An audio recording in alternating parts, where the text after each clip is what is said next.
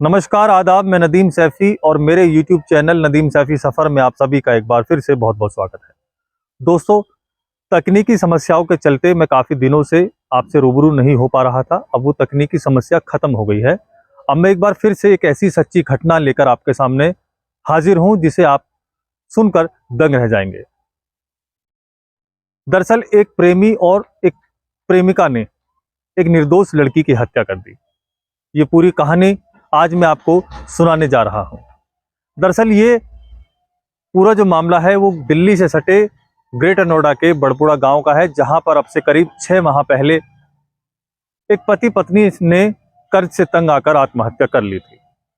आत्महत्या अपने रिश्तेदारों की वजह से की थी, क्योंकि उन पति पत्नी ने अपने रिश्तेदारों से कर्जा लिया हुआ था। वो रिश्तेदार उनसे बार बार कर्जा मांग रहे थे, लेकिन उनके पास पैसे देने के लिए नहीं थे।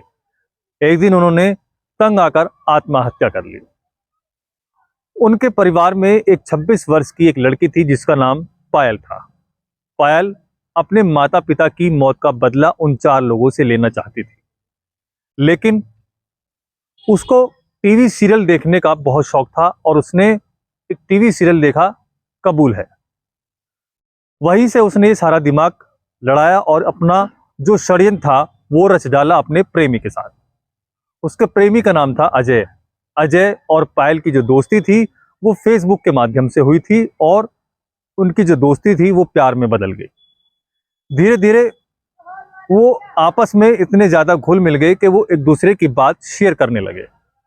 एक दिन पायल ने अपने प्रेमी अजय को सारी कहानी बताई कि उनके माता पिता कैसे मरे और वो उनकी मौत का बदला लेना चाहती है। लेकिन मौत का बदला वो कैसे लेगी, उसने ये भी बताया। उसने कहा कि दुनिया के सामने मुझे अपने आप को मरा साबित करना पड़ेगा।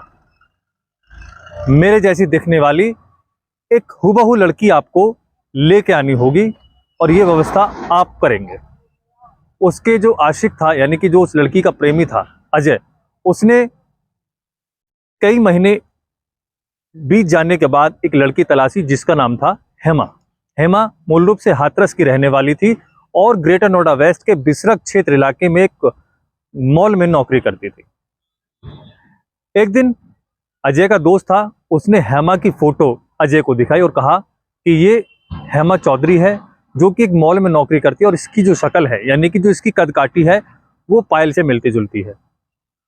फिर पायल ने हेमा से दोस्ती की और उनकी दोस्ती इतनी ज्यादा घुल मिल गई कि एक दिन हेमा पायल के फोन करने पर उसके घर चली गई, लेकिन उसको ये पता नहीं था कि वो उसकी आखिरी रात और अपने प्रेमी के साथ मिलकर उसकी बेरहमी से पहले गला दबाया। गला दबाने के बाद उसके हाथ और गले की नसें काट दी और फिर खोलता हुआ तेल उसके चेहरे पर डाल दिया और अपने कपड़े भी हेमा को पहना दिए, ताकि लोगों को ये लगे कि पायल ने भी तंग आकर आत्महत्या कर ली है। और हुआ भी कुछ ऐसा ही।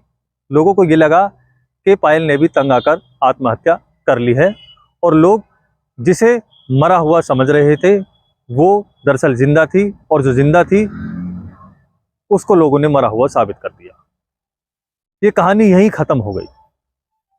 जिसके बाद जो हेमा के परिजन थे, उनकी जब बेटी नहीं मिली तो उनको उसके बारे में जानकारी हुई कि वो मॉल में नौकरी करने के बाद घर वापस लौट रही थी, लेकिन रास्ते से ही कहीं गायब हो गई।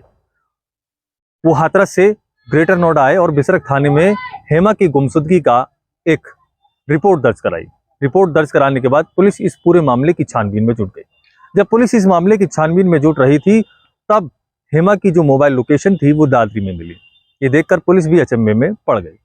पुलिस ने कड़ी दर कड़ी जोड़ते हुए जब इस मामले की और गहनता से जांच की तो पता चला कि हेमा दादरी गई थी और इन लोगों ने उन्हें फोन किया था। जिसके बाद पुलिस उन अपराधियों तक पहुंची, और जब अपराधियों तक पहुंची तब पुलिस ने कड़ी मशक्कत के बाद उनके मुंह से ये सुन लिया कि हमने ही हेमा को मारा है।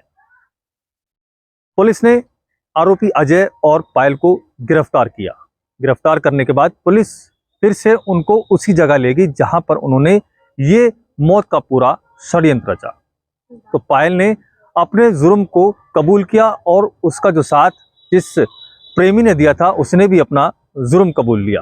जुर्म कबूलने के बाद पुलिस ने अब उन दोनों को सलाखों के पीछे भेज दिया है। दरअसल ये पूरी जो कहानी है ये प्रेम और अपने माता पिता की मौत का बदला लेने के लिए रची गई थी। और ऐसी कहानी अक्सर देखने को मिलती है क्योंकि इन कहानियों का जो अंत होता है वो बहुत भयानक होता है। और ऐसे में एक निर्दोष लड़की ऐसे दरिंदों के हाथ मौत का शिकार हो गई। तो आप सभी लोगों से मैं एक अपील करना चाहता हूं कि ऐसे लोगों से सावधान रहें ताकि आप भी कभी भविष्य में ऐसे लोगों का शिकार न हो जाएं। तब तक के लिए मुझे इजाजत दीजिए। नमस्कार, आदाब।